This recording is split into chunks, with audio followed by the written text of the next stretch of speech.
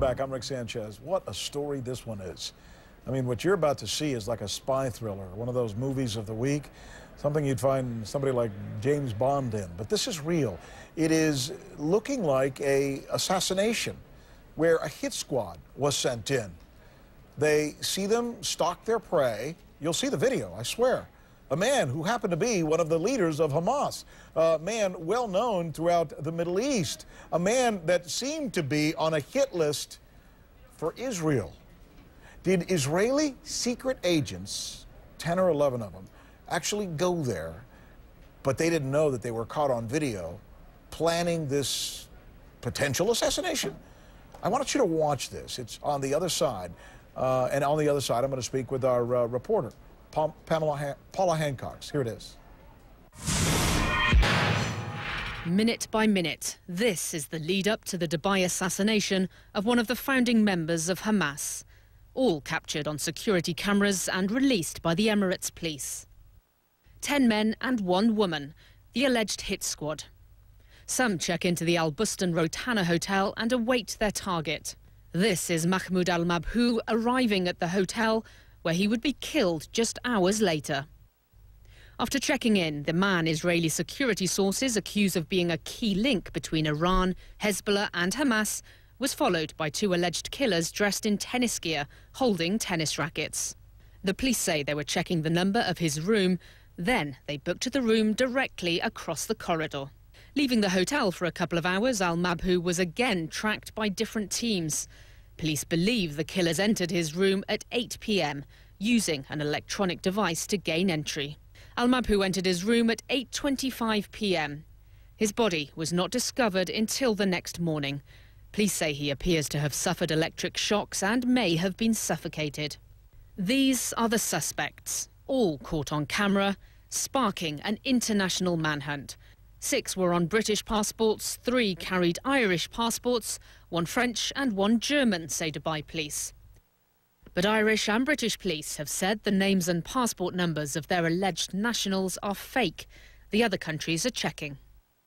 At least 4 Israelis say they have the same names as the suspects. They deny any involvement and say they are shocked their names have been used. The question remains, who ordered the hit? Hamas and al-Mabhouh's family in Gaza are convinced Israel's intelligence agency Mossad is behind the assassination. Dubai police told the family there were signs of 5 or 6 electric shocks on his legs, behind his ears, on his genitals and over his heart. Blood on a pillow also led police to believe he was suffocated.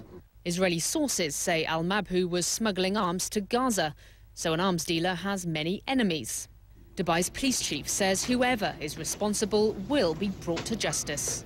He says if a state starts acting like gangsters, their leaders will be treated like gangsters, and they will be brought to justice, whoever and wherever they are. But even with extensive security footage and photos of 11 of the alleged hit squad, so far no one has been arrested, and their real identities may never be known. And Paula's joining us now live. Paula, most people are looking at this report and they're saying, from everything I've read and from everything I've seen in the past, let's face it, the Israelis are very good at this. The Mossad is specializing in this kind of stuff in the past. What's to convince us that it's not the Israeli secret police, the Mossad?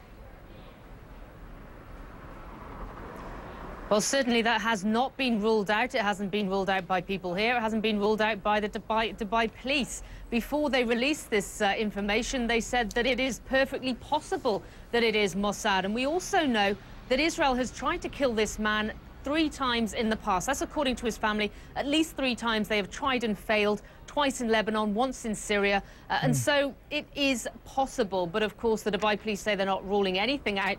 And the fact is, they don't exactly know who these people are. They have their faces. They say they have their names. But interestingly, some Israeli people woke up this morning and saw their names being used by this hit squad in the newspapers, and they were being hounded by the international media. So they're a bit shell-shocked as how that happened. Here's what's interesting about this case, though. I mean, let's suppose that Dubai gets its way and is able to press to get these folks extradited, whoever they are and wherever they are.